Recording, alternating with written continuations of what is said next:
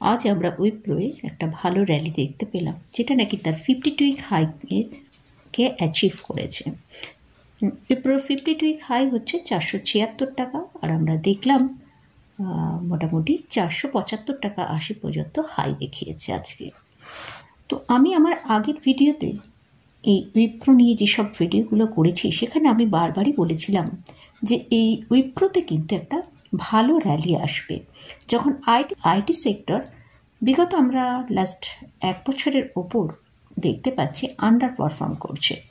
সেখানে উইপ্রোর কিন্তু উইপ্রোর যে ডিক্লাইনটা এসেছিল সেটা কিন্তু একটা ম্যাক্সিমাম ডিক্লাইন, সেটা হচ্ছে প্রায় 35%-এর মতন।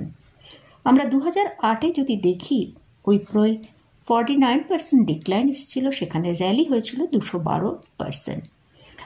আর 2019-20-তে যদি দেখি সেখানে আমরা 34.77% ডিক্লাইন দেখেছি। সেখান থেকে যখন র্যালি এসেছিল সেখানে আমরা দেখতে পাচ্ছি 243% পর্যন্ত র্যালি দেখেছি। রিসেন্ট যেটা 2022-23-এ যে ডিক্লাইনটা আমরা দেখলাম সেটা প্রায় 35%-এর মতো। ঠিক আবার এইখান থেকে যখন র্যালিটাও আসবে, ঠিক আমরা ওরকম 200%-এর ওপরেই হয়তো একটা র্যালি দেখতে পাবো বলে আশা করতে পারি। তো সেজন্য যাদের কাছে স্টকটা রয়েছে তারা একটু পেশেন্স রেখে হোল্ড করতে পারেন। আর যদি কোনো নেগেটিভ নিউজ আসে বা মার্কেটে যদি কোনো ডিক্লাইন আসে, তার ফলে যদি এই শেয়ারটাকে আমরা নিচের দিকের দামে পাই, এখানে অবশ্যই আমরা বাই করতে পারি। উইপ্রো যখন প্রায় 378 থেকে 400 টাকার কাছে দাম চলছিল, সেক্ষেত্রে কিন্তু আমি বারবারই বলেছি এই জায়গাটা একটা বাইয়ের জন্য বেস্ট জায়গা। যারা বাই করেছেন তারা অবশ্যই হোল্ড করুন এবং একটা ভালো রিটার্ন পাওয়ার জন্য। তো আমরা একবার যদি উইপ্রো চার্টটা দেখি, সেখানে আমরা দেখতে পাচ্ছি এই জায়গাটায় পরপর 3বার রেজিস্ট্যান্স ফেস করেছে, করবার পর সেই রেজিস্ট্যান্স থেকে ব্রেক করে কিন্তু আমরা উইপ্রো ওপরের দিকে যেতে দেখছি। নেক্সট যে উইপ্রোর টার্গেট, সেটা হচ্ছে ফার্স্ট টার্গেটটা হচ্ছে 540-এর কাছাকাছি, আর সেকেন্ডটা হচ্ছে 600 টাকার কাছে। Q3 রেজাল্ট আসবে, আশা করা হচ্ছে যে Q3 রেজাল্ট ভালোই আসবে, কারণ আমার ওয়ার্ল্ডের সবচেয়ে বড় কোম্পানি অ্যাসেঞ্চারের রেজাল্ট আউট হয়ে গেছে নভেম্বরে।